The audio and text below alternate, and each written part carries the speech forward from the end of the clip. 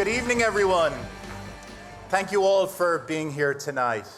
As a lot of you know, this evening means a great deal to me. It is my first amfAR event as CEO, and I proudly stand before you as amfAR's first openly HIV-positive CEO.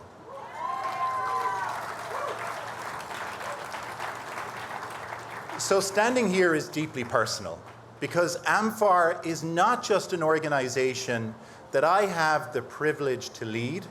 It is an organization whose work has helped keep me alive. I take one pill a day that is the direct result of the type of research we have funded. For over 40 years, amfAR has been at the forefront of scientific discovery.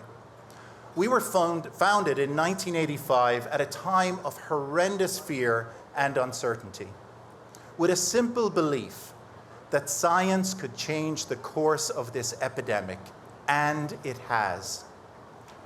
We have raised nearly $1 billion to support our research, always backing bold ideas and the scientists behind them.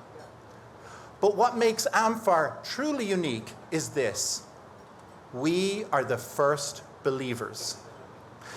Tonight, this room is full of entrepreneurs, people who have built businesses, taken risks, and believed in an idea before anyone else did. And if you think back, you will always remember the first person or group who believed in you, who gave you that early support, that vital seed funding. It is that moment that allowed you to launch. That is exactly who we are for researchers in labs around the world. We work directly with scientists who have bold ideas. We listen, we understand what they are trying to prove, and we move quickly, without bureaucracy, not beholden to anyone, to back the work that has the potential to truly move the needle. Ladies and gentlemen, finding a cure for HIV is why we exist. It is our North Star, it is non-negotiable, and our commitment to that mission remains absolute.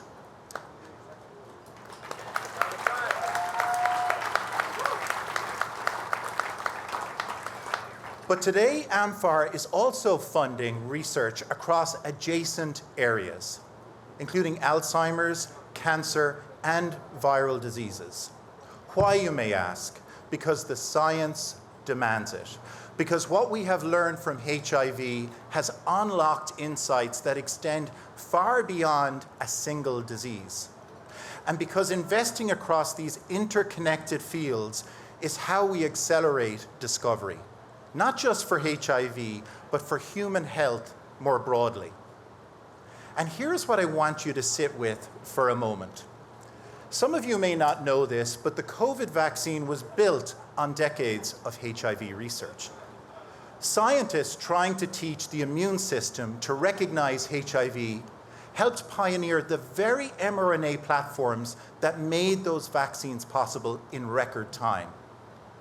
And some of you may not know, those cancer immunotherapies now saving lives, drugs like Keytruda, trace directly back to HIV research.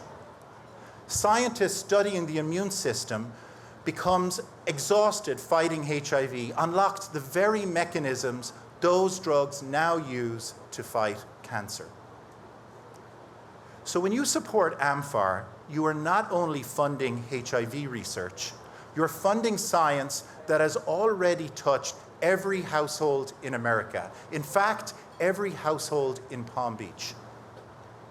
Advances in cancer treatment, vaccine development, long-acting medicines, and our understanding of the immune system, aging, and chronic disease. So even if HIV has not touched your family, the science has. But of course, none of this happens without you. amfAR depends 100% on private philanthropy, on rooms like this, on your donations and your generosity tonight, on people who choose to believe in science and invest in what is possible.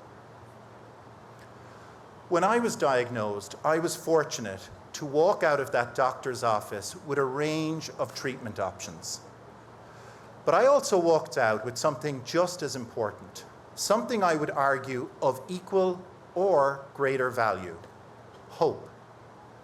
Hope that researchers somewhere were working to find a cure. That is what amfAR provides. We don't just fund research, we fund hope.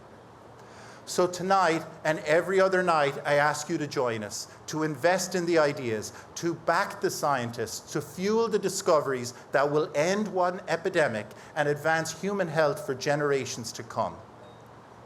And now, with that opportunity for you to invest even further, I'd like to welcome back on stage Michael McCauley and Christy Brinkley.